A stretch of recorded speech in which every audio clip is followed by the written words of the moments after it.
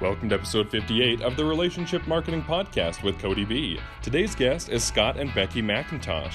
Scott and Becky get down to the real nitty-gritty marital and parenting pains. They speak from experience and straight from their heart. Married over 30 years, their dynamic and down-to-earth content will inspire, motivate, and transform individuals and couples to make real change in creating lasting relationships. Becky Mackintosh is a popular speaker known for her inspirational stories, honest approach, and open heart. She is dedicated to her family and her faith as a member of her church. Her love for humanitarian work inspired her to volunteer in India and Africa, which is a reflection of the selfless service she renders within the walls of her own home. She is the proud and humbled mother of 7 children and an ever-growing number of grandchildren. Scott's humorous, insightful, and inspirational presentation reveals the truths to lasting relationships, equipping you to be better leaders, making for better and more profitable businesses and joy-filled homes. Audiences have described this keynote speech as entertaining, hilarious, thought-provoking, and inspirational. Scott and Becky live in Lehi, Utah, in a nest that's never quite empty. And now, Cody B. Hello, everybody. This is Cody Bateman. Welcome to a brand new episode of our Relationship Marketing Podcast. Oh, my goodness. Super excited for the guest that we have on today. We made a promise to you several weeks ago that we were really going to start adding a lot of different types of content to this show. In the past, over the last year, we've talked mostly on the relationship marketing side of things. A lot of salespeople, a lot of people in marketing and sales have come on here and shared their golden nuggets of wisdom on how to build a relationship through the sales process. Some of the biggest names in sales, in the sales arena, have been on this show. We've started to kind of migrate more into personal development gurus, people in the inspirational business.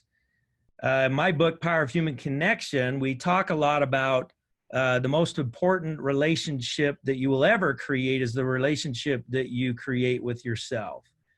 And from there, your next most important relationships are with your closest people, your loved ones, your spouse, your family, people. And then from there comes relationship with people in your life, in your church, in your communities, and in your business. And we've talked a lot about relationship with people in church, community, and business. And now we're talking more about relationship with self and relationship with people in family. And so you're seeing a lot of our specialists coming on the show have experience more in those categories. Boy, this couple I've got on today, they're amazing. Without further ado, you've already heard their intro. Scott and Becky Mackintosh, welcome to the show. How you doing there? I'm great. Thank you, Cody, for having us on your show. Well, I tell you, we're excited. I mean, it's quite what an amazing story, the two of you. And it starts out, first of all, there's 2 books. For those you don't know, there's 2 books. There's a book that was written in 2014, My Husband Wears the Short Shorts. That title alone's got to get our listeners interested. My Husband Wears the Short Shorts in This Family.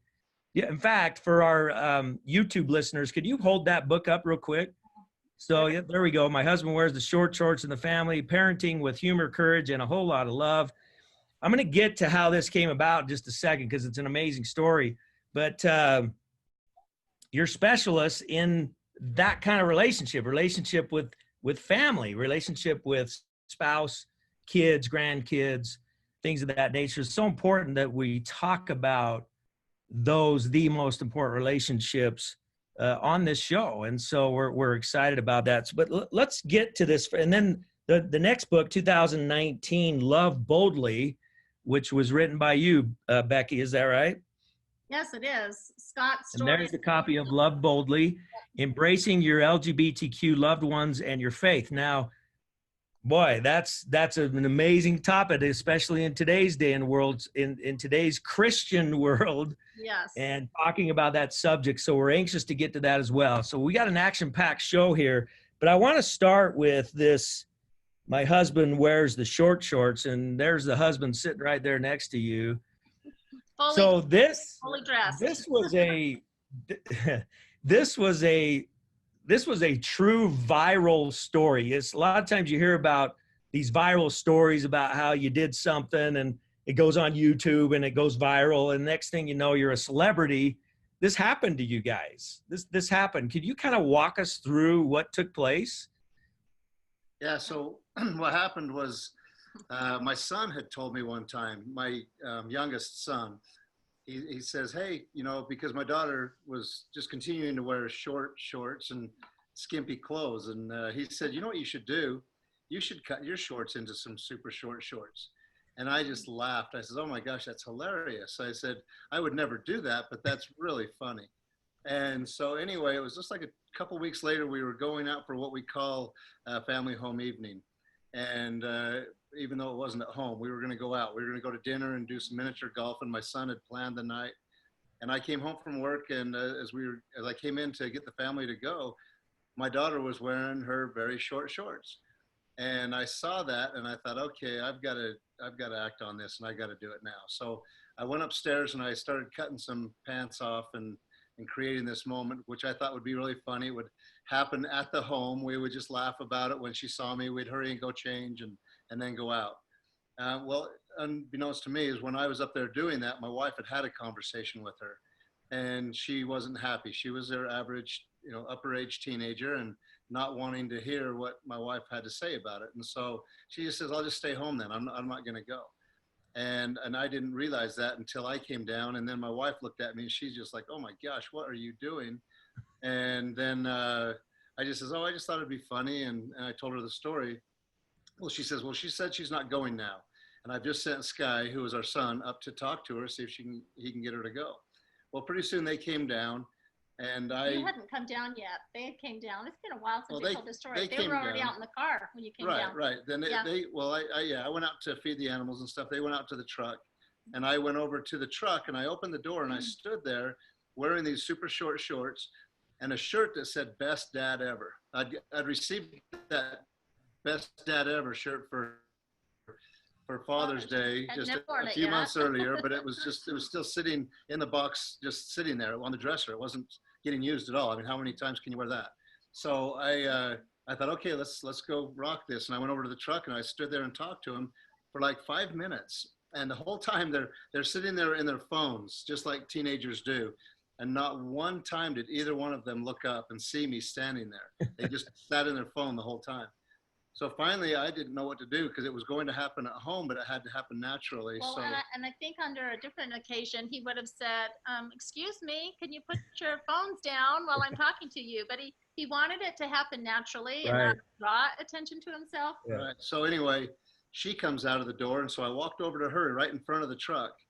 And she says, how did it go? What'd they say? And I said, they haven't seen me. I said, they're just sitting in the back, not even paying attention. And I said, I'm sure they have now because we're standing right in front of the truck. So then I go walking back over, get in the truck. They haven't looked up. They don't have a clue. And I didn't know what to do because this was going to happen at home. And now we're all in the truck. There's all four of us in the truck. They're in the back seat. I'm in the front with my wife. And I just started up the truck and she looked at me with this panicked. I was panicked. Look. Yeah, like, no, we're not going anywhere. We're staying right here. And I just put it in gear and just started driving up the road. And anyway, we got to the restaurant. That's when they first saw me.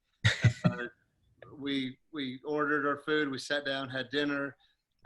My daughter was, she just said something like, well, it's okay. You're going to be a lot more embarrassed than I am. And she was right. No, I was the one that was the most embarrassed.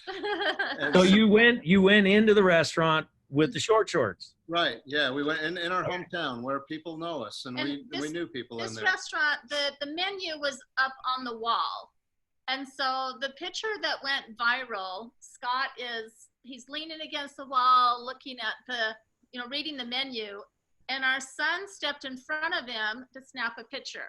And if you look closely at the picture, his one hand is blurry and swaying, like he's moving forward saying, don't take a picture. Because I'm trying to cover his phone, right. But I missed it.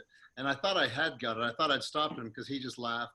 And beknownst to us, our daughter behind him snapped a picture, but we didn't know this yet. Yeah, so we sit down, we're eating, and then my son says, he just out of the blue, just looks at his phone and says, oh my gosh, I have 60 shares on Twitter.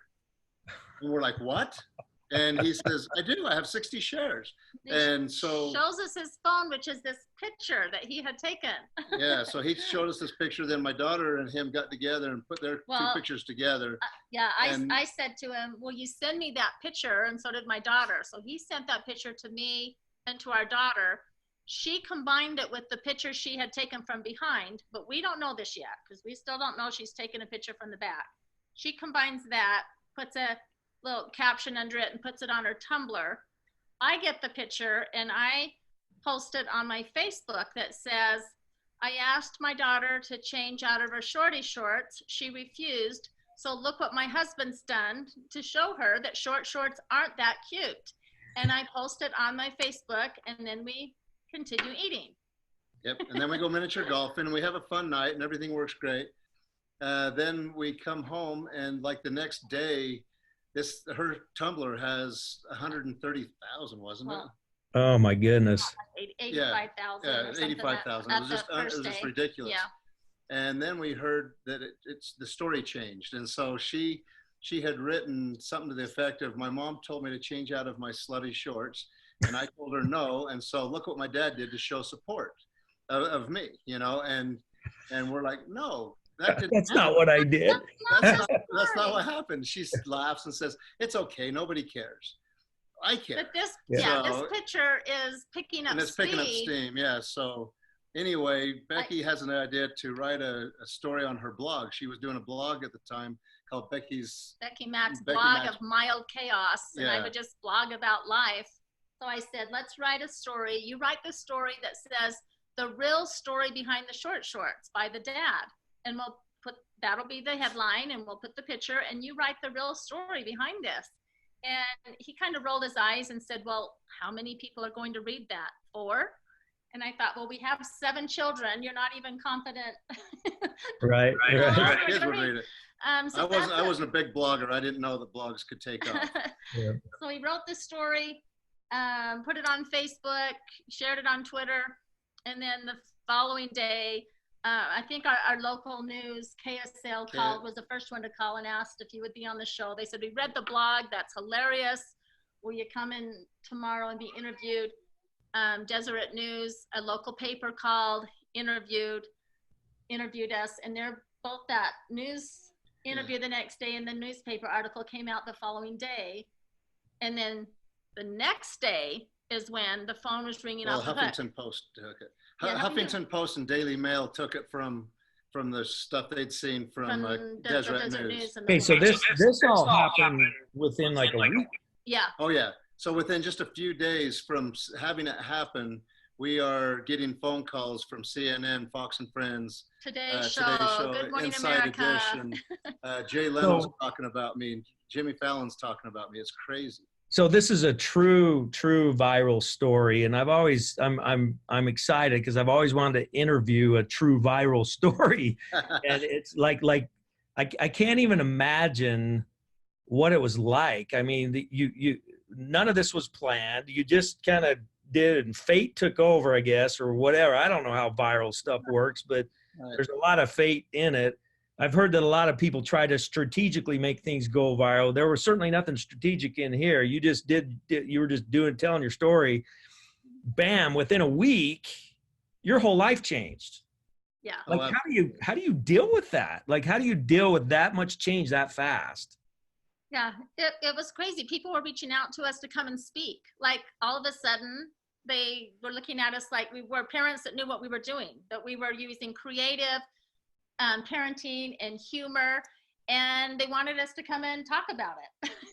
So let's fast forward a little bit, because that's kind of what you did. I mean, I've got here, Scott, you went out and from this experience going forward, at some point the book was written to talk about this. You've gone out and done speaking engagements all over the place, basically talking about relationships, right? I mean, you had a lot of different things that you covered, but this viral story gave you a platform. Basically, it gave you a platform where people wanted to hear you, and you went out and you started speaking on the subjects. I heard you're kind of one of those funny guys. You get up there and do some funny stuff, huh?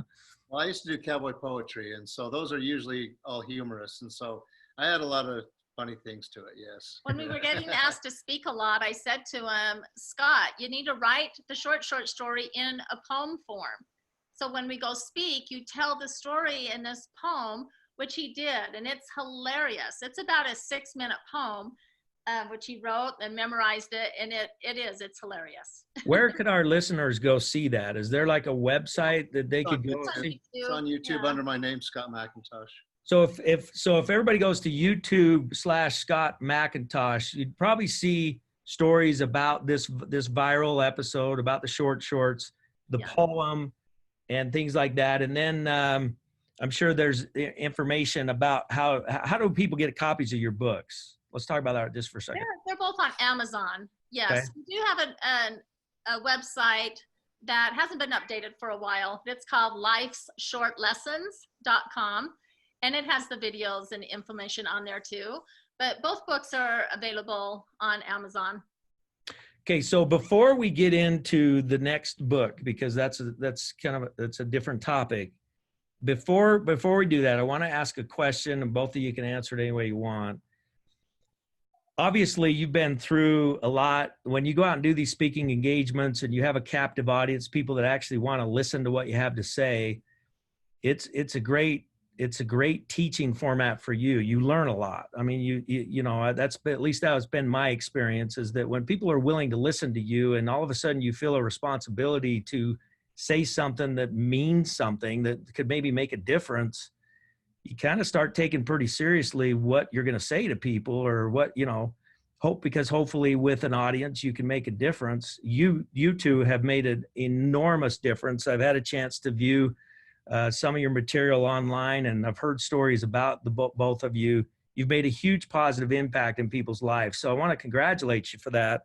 My question is this: when you're talking about family relationship and all the experiences you've had with your own family and going out and speaking about it, in family relationships, parents and their children and even their grandchildren, what is the single most important thing that we as parents can do to hold our families together in love? Single most important thing.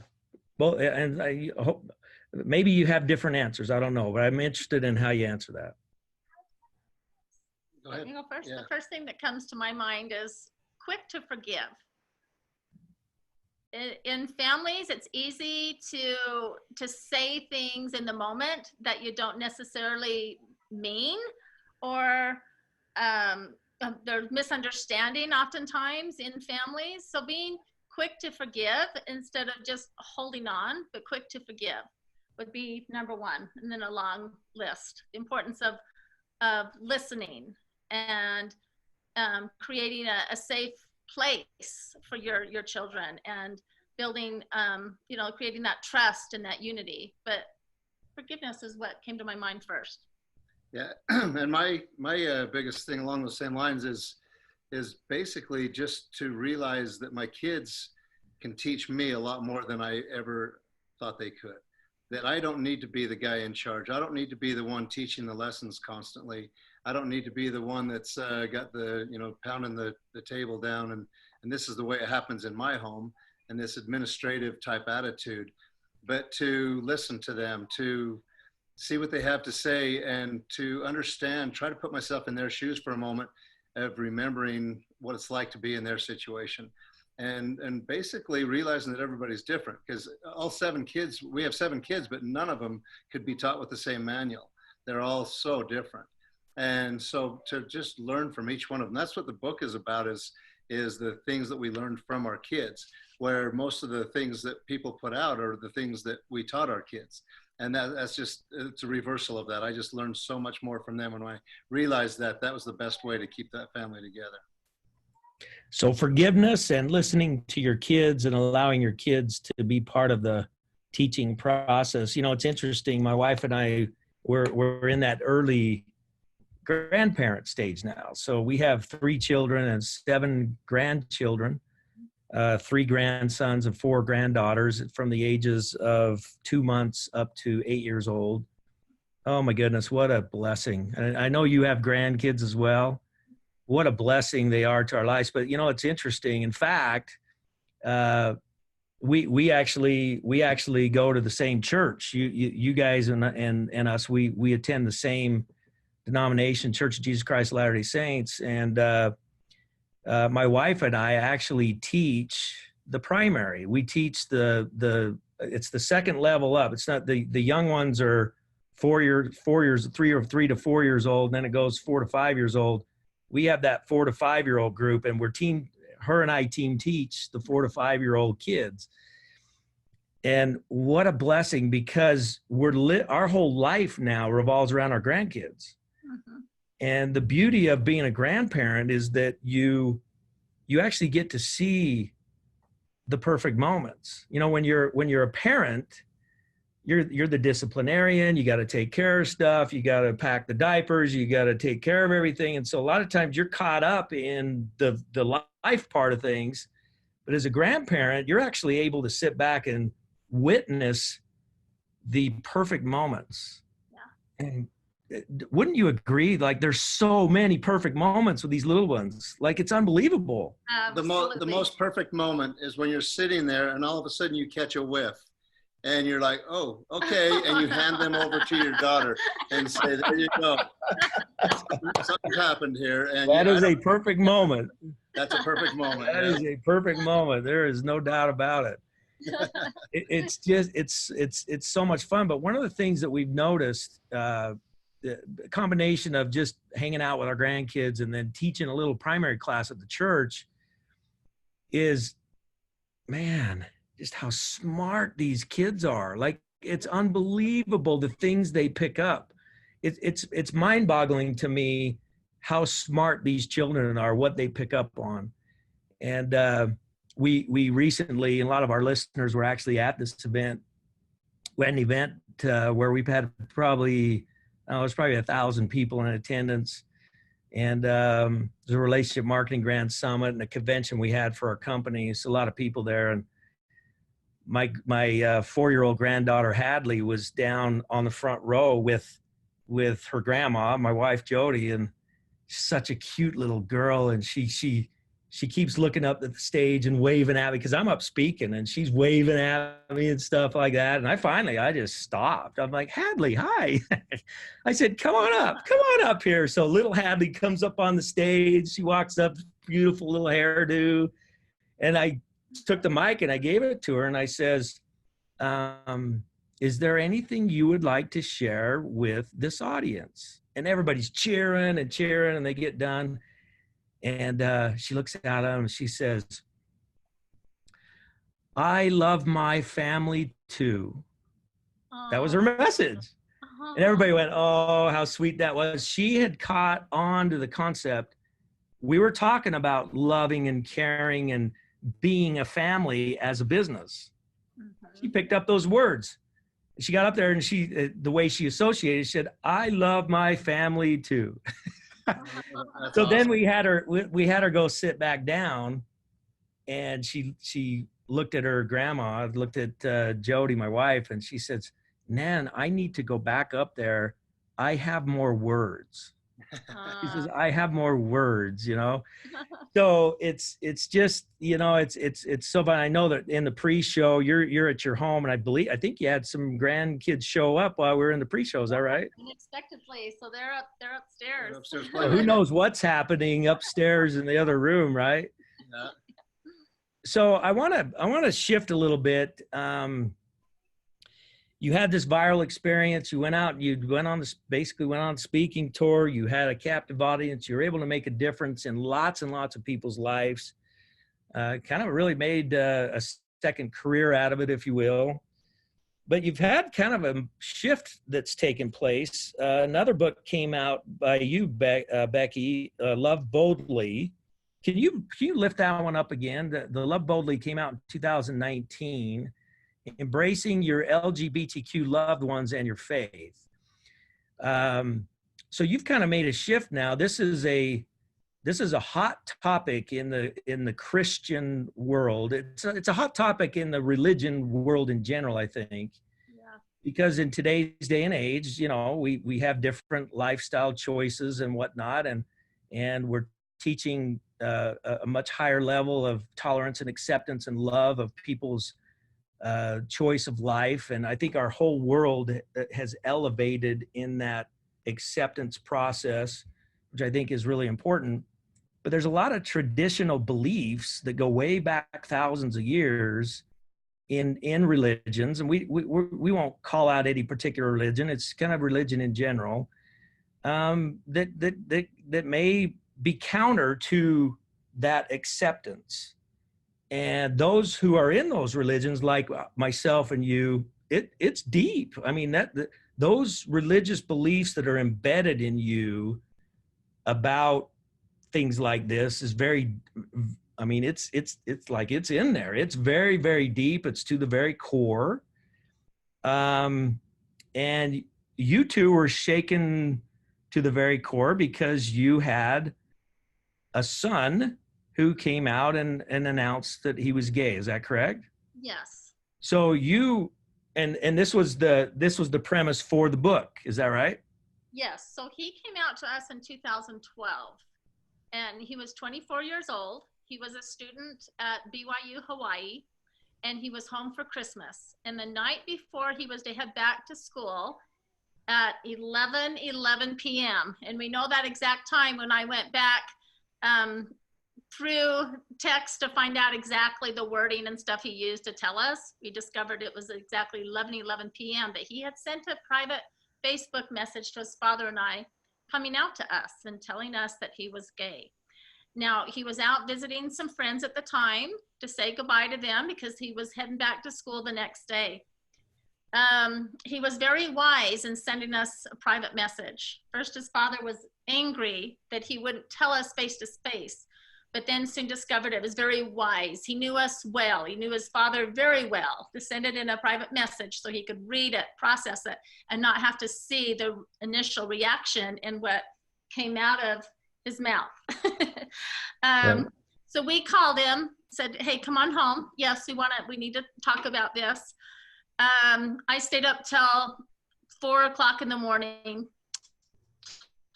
talking to him, hearing his story. And as you mentioned, we have beliefs that have been handed down for hundreds of years. But there was my son, who I knew was an incredible young man, did not match what I had in my mind a gay person was. And as I sat there talking to him, and he said, Mom, you're the first person that I have talked to about this. And that was hooray, no one else knows. And it was also how sad that he had carried this secret alone for 24 years. That made me really sad. So that started us on our journey. He headed back the next day to school, and my husband and I kind of went into a fix-it mode. Like, we thought he's told us because he wants us to help him. And so we kind of went into a fix-it mode. He wasn't ready to come out yet, which we were grateful for. We were happy to keep this a family secret till we figured this out. But it sent us on a journey of discovery, and we made a lot of mistakes, said a lot of hurtful things to him. He would cry a lot. We didn't understand that what we were saying was hurtful. We thought we were being loving and kind. It was quite the journey. So 2 years later, he's coming home again. We've seen him. He's been home throughout that time, but we didn't really talk about it. He's coming home again. It's been 2 years, and he said to me, Mom, I read everything that you and Dad send to me to read. I've asked you to read one thing, and you still haven't read it. And so I had vowed to finish that book before he came home at Christmas. And that book was a book by Carolyn Pearson called No More Goodbyes. And she was a woman whose husband came out to her that he was gay, and they divorced. He moved to San Francisco. He contracted AIDS, and she took him in at the end of his life and cared for him. He died of AIDS, and then she wrote a book about that. And then she received hundreds of letters from people from all over the world sharing their story with her. And then she compiled that into a book. And then that's the book my son wanted me to read. So as I was reading that book, the first part of the book was so hard to read, because these young men and young women, these teenagers or in their early 20s even, finally getting enough courage to come out to their parents. And these were Christian parents. The majority were from my same religious faith. They come out to their parents, and their parents show them the door, kick them out. And that broke my heart. I thought, how do you turn your back on your son or daughter? And then once out on the street, many of them turning to drugs and alcohol to numb, or to prostitution to be able to survive on the streets. And the suicide rate was really high.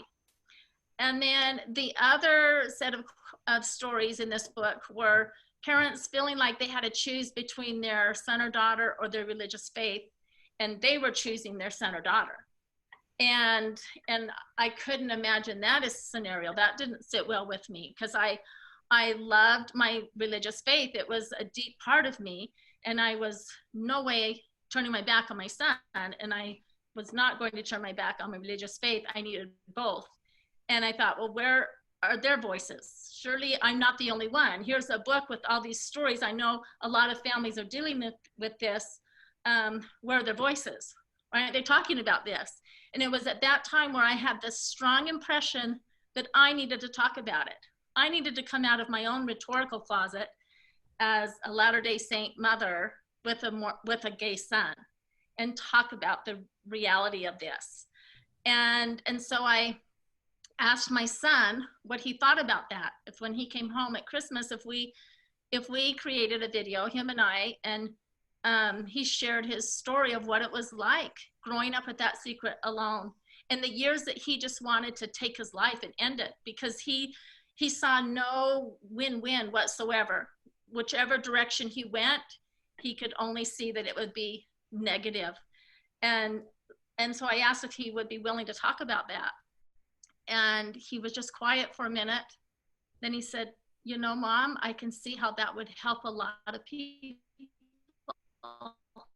Let's do it.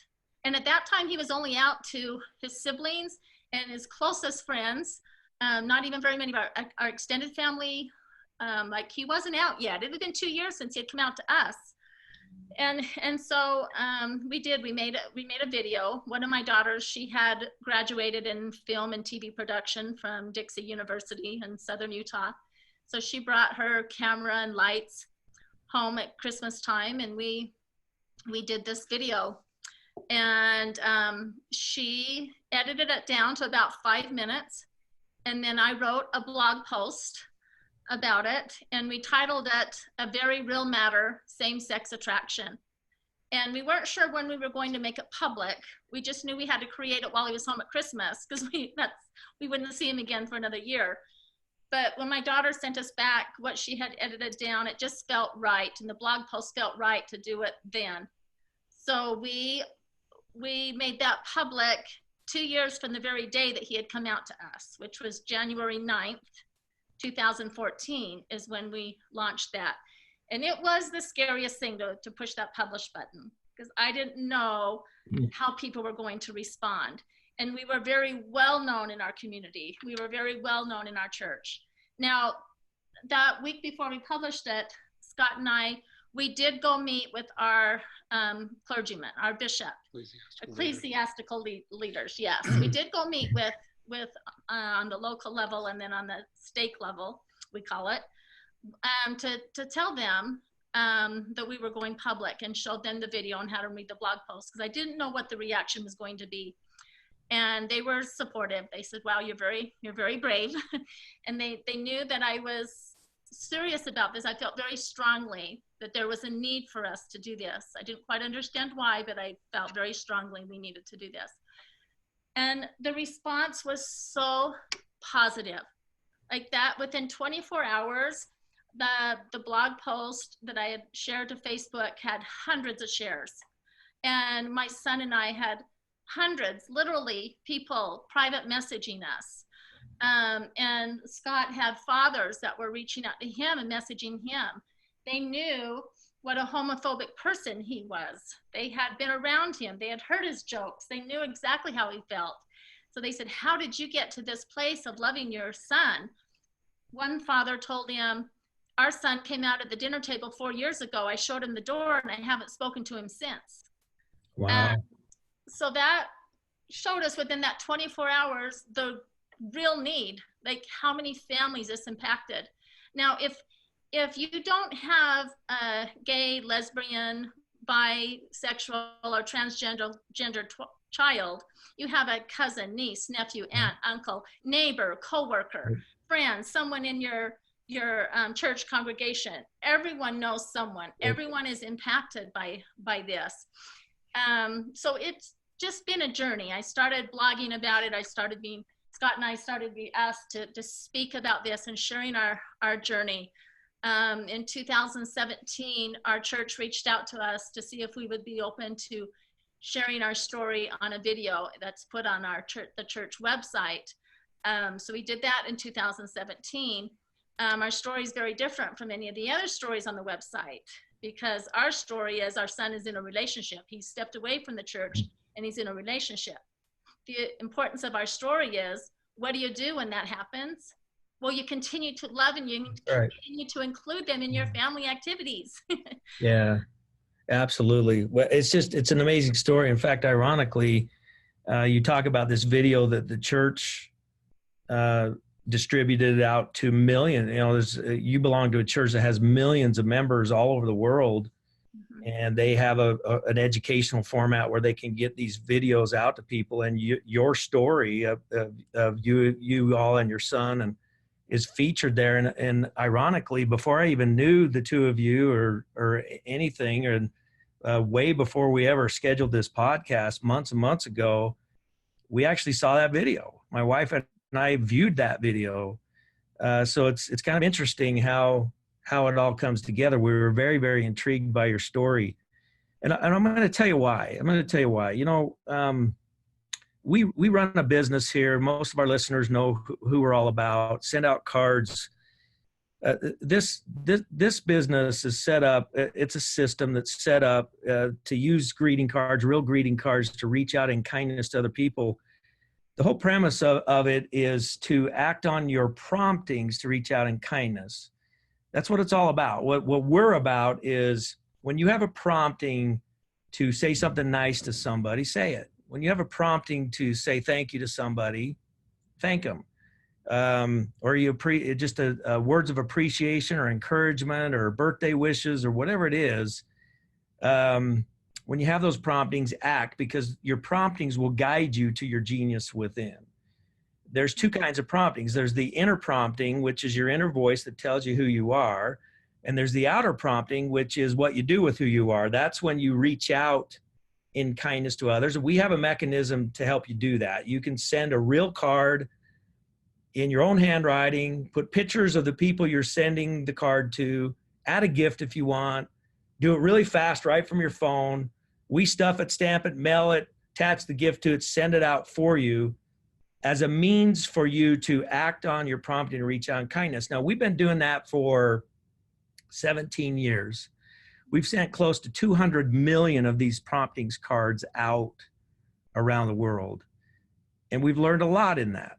We've learned a lot in that process. We teach seminars all over the world about the promptings, acting on promptings to reach out in kindness. Now, you ask, how does this relate to your story? I'm going to tell you. At the end of the day, this is what we have learned. We have learned that everybody in this life, everybody comes here uniquely. We're all different. Every one of us have different value and belief windows. And most of the time, for those on YouTube watch it, you know, here's a belief window and here's a belief window. And they're all different. And most of the time, people that we love, those windows overlap. So the windows overlap. So where they overlap is where I think, feel, and act and have values just like you do. But over on this side, I think, feel, and act differently than you do. And you think, feel, and act differently than I do over here. So the overlap's how we're the same.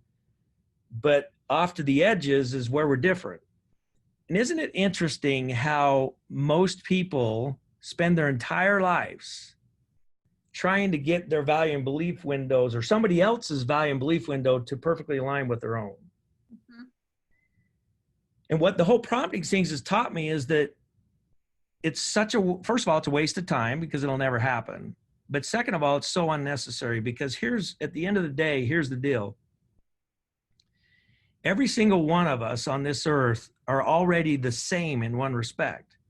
We're the same in that we have a desire to love and be loved. That's it. Sending 200 million greeting cards out to people throughout the world, we've learned that that's a way to connect with people in how they're already same. They just have a desire to love and be loved. We've been around teaching this forever. And so in my church community is similar to yours, and in the Christian church community, it's had a hard time embracing this LGBTQ movement. But through the whole process, my wife and I have looked at each other and said, why is it difficult? It's people are people, and people have a desire. They have their value and belief windows. A lot of times we don't understand them, but we don't have to. You know, I don't have to understand why somebody's gay. I don't have to understand that. All I need to understand is that's who they are, and I love them anyway. And the two of you, my goodness, what an incredible example that you are of that.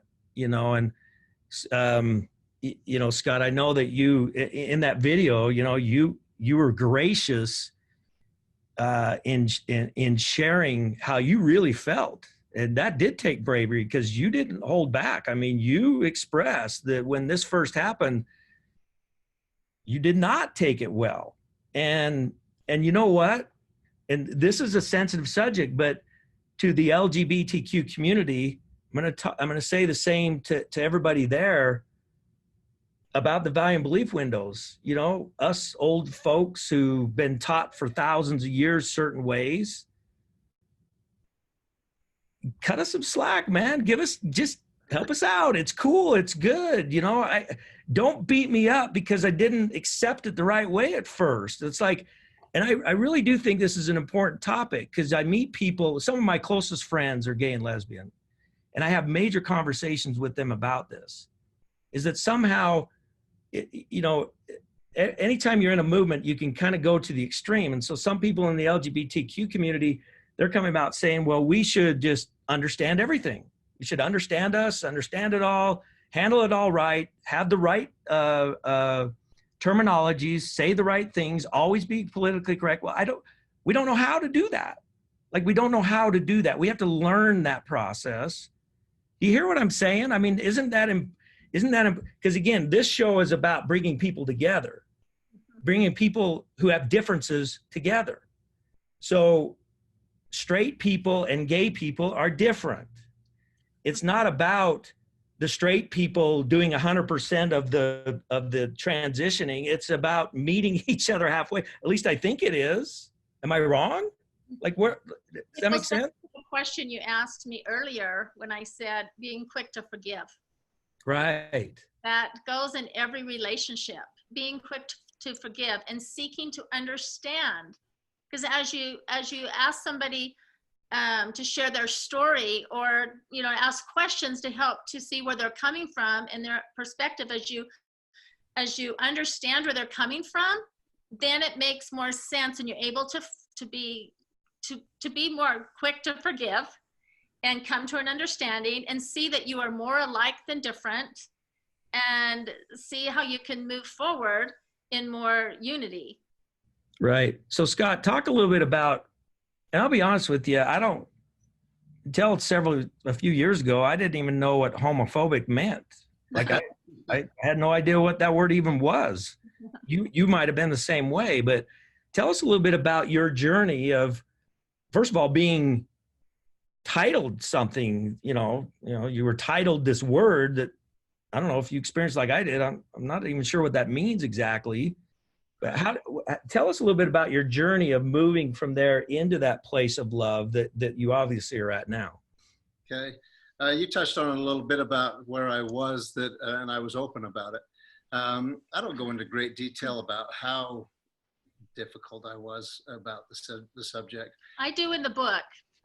Yeah, I just didn't have a place for LGBTQ people at all. I mean, I just didn't. To be totally open and honest, I felt that they had chosen this part of their life, and if they chose something like that, it just went against all of God's laws and against every natural law and all these different things. It was just mind-boggling to where I had to show any empathy for them. You know, I wasn't going to. And through this experience has changed me so much. One is my son was just a great teacher in the fact that he never, ever got upset with me. Every time we had a discussion or a conversation, the voice would escalate, but it was always my voice. And it was always me getting angry. And it was always me jumping to conclusions and going overboard, and him reeling it back in and saying, Dad, I thought we were just going to talk. Can we just keep this civil and just talk? And okay, and I'd have to readjust, and it'd take me a while to cool down, and we'd talk, and it was I owe everything to him for his ability to keep me in control and never lose it. And so anyway, but basically through that time, I went from I told you off air a little bit about a story that happened to me. I was at a sales meeting, and I was listening to this guy talk about the Olympics, and he was talking about a guy who had gone to the Olympics as a sports writer and was going to learn about the story about the rowing and canoeing and kayaking teams. And he was less than thrilled to do that assignment. He wanted some higher profile jobs, but he just thought, hey, I'm going to go in there and do the best he could do. And as he went in there and started speaking to the captain of the team, he would ask him questions like, so what about the wakes from other boats? You know, what about the waves? What about the rain? And although the guy had answered every question perfectly when it had things to do with their cadence and in their boat, when he asked him questions like the others, he would say, that's outside my boat. And finally, the sports writer says, okay, just a second. What are you talking about when you keep saying that's outside my boat? And he says, those are things I can't control. And he says, I can only control what's in my boat, like the cadence and what happens there. We try to control together, but everything else is outside of it. And so I heard that story, and it was about a sales thing. And you said you've talked a lot about sales on your other podcasts and stuff. I'm in the sales world. And so anyway, when this story was presented to me, I thought, well, I don't know if I'll ever use this story, but it was an interesting story. Well, one night when I was talking to my son, we were having a really serious conversation, and I was stuck. We were on a drive, a 4-hour drive, and I couldn't go anywhere else but listen to him. And so we just sat and talked, and finally I couldn't take it anymore. And I just blurted out, but why would you choose this? Why would you choose it? And he just laughed at me. That's when he chuckled at me and says, Dad, I didn't choose this. Are you kidding me? You know, he says, why would I choose to be in a group that's more misunderstood than any other group on earth? And I thought, that just really resonated with me. Yeah. That hit home. And I thought, my son put himself through college. He got his master's degree. He did all of this debt-free. He's a very intelligent, awesome person. And I'm not giving him the credit that he deserves. And I'm like, yeah, why would he choose this to be ridiculed? And so it got me thinking, and that story popped into my mind of that, what's in my boat. And I just started likening that story to my situation. And I thought, okay, this is my son. You talked about that overlap. And I talked, this is my son, and where he has what he has going in his life. He feels that he is gay, and I can't question that. That's his feelings. That's where he comes from. And I thought, his story is unique to him. And I keep trying to control that story. I keep trying to fix that story. I need to take that out and put it in his boat. Let him have his own boat. It's not mine. Wow. And so I took that out and I gave that. We talked a lot about religion and where we believe. And in our beliefs, in our religious background, we believe that our Savior Jesus Christ is our ultimate judge, not us. Right. Why did I keep trying to hold this judgment? And so I took Christ's judgment out of my boat and I gave it to him and I put it in his boat. Beautiful. And as I sat there and I looked to the one side and I saw Christ's judgment in his boat, and I know that he'll be judging in love and kindness and just. And I looked at my son and where his life and what he feels are correct principles that he needs to adhere to and deal with in his life. They weren't mine anymore. And when I looked back in my boat, all I could see was my ability to love him. I was his father, and I needed to just do what was in my boat, and that was love. And it just I thought I can do that.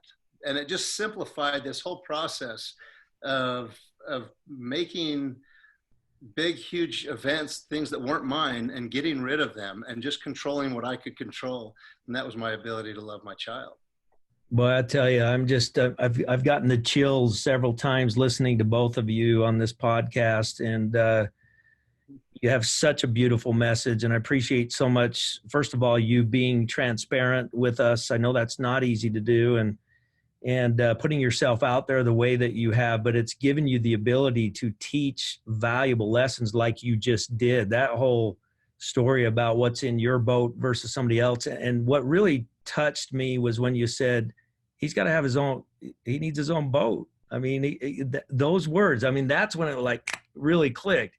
He's got his own boat, you know, and it's just powerful. And I want to just thank you for what you're doing. I know that you've kind of shifted and you do a lot of volunteer work now for the church. You're out doing pro bono, if you will. You don't get paid to do. I know that everybody wants you to come speak at their events in the Christian world, and I know that you do a lot of that on your own dime, and you're really making a huge contribution to this world of ours on this such an important topic. And thank you so much for that. So just real quick, the 2 books again. My husband wears, look at there they are. My husband wears the short shorts in the family and love boldly. What an amazing story, you two, seriously. I mean, starting with the whole viral thing and the short shorts and the comedy of that over to a very, very deep, serious discussion. Boy, what a life course the 2 of you have been on. And again, my community wants to thank you for your example. Again, at the end of the day, we just have a desire to love and be loved, and we want to bring a lot more kindness to this world. That's what this show's about. It's what my businesses are about, is just bringing more kindness to the world, accepting people for who they are, loving people for who they are. And at the end of the day, love prevails. And I know that we belong to the same religion, and I know that's one of the scriptures, in the Bible and in other scriptures that we have. We, one of the things I celebrate the most is that at the end of the day, everything will fail but one thing, and the one thing that will never fail is love. And we believe that. That's a belief that you guys and I share together, and I think that's your message. That's your message that you're giving out there, is that our job is to love people, and the judging happens somewhere else. Our job is just to love people. And you know what? Life's a lot better when you do that. It's just easier, isn't it? Isn't it easier when you just do that? Absolutely. Absolutely. And the biggest thing is I was, because of my son, I mean, I told you I had no room in my world for the LGBTQ. And now I literally have hundreds and hundreds of new friends who I absolutely love and adore. Yeah. And they treat me so kind. They've been so fast to forgive the person that I used to be. And I get those huge hugs, and they're just the most amazing people that I wouldn't have had in my life. Well, I think the importance of the people, those from the LGBTQ community, is the example of your son. He came from a place of love, and that was part of helping you to transition where you needed to go, is that he came from a place of love and was patient and went through the process. And, whenever we have differences with other human beings on any subject, doesn't matter what it is, whenever we have differences and we need to come together, I think that's the key, is that if you come from a place of love, you can find that common ground and just be part of each other's lives. So again, thank you so much for being with us today. Appreciate it. I know you've got an event you're going to speak to tonight, and need you to get on your way so that you could do that. But we really, really appreciate you. My wife's going to be really excited to hear that I got to interview you today, because we really, we commented several months ago on how much we respected you for doing what you're doing out there. So thanks again. Appreciate you being with us. Thank you, Cody. Thank you so much. Thank you for send out cards. Over the years, we have received a lot of send out cards from people, and we love Excellent. them for your organization. Well, thank you. Appreciate that very much. So there you have it, everybody. We promised you a lot of incredible new content on this show. We're bringing it. We are bringing it, and these are important topics. They're very important topics. It's important that we elevate the world that we live in, that we become a kinder, gentler, nicer people. Act on your promptings. Reach out in kindness to others every day. The world needs it. It desperately needs it at this time. Thanks for being with us. We'll see you on another episode. We'll keep bringing this to you. Take care, everybody. If you have enjoyed this episode of the Relationship Marketing Podcast with Cody B, be sure to subscribe to the show and leave a review so that together we can get this message, The Power of Human Connection, out to the world. You can find Cody's new book, The Power of Human Connection, on Amazon or the Send Out Cards gift store.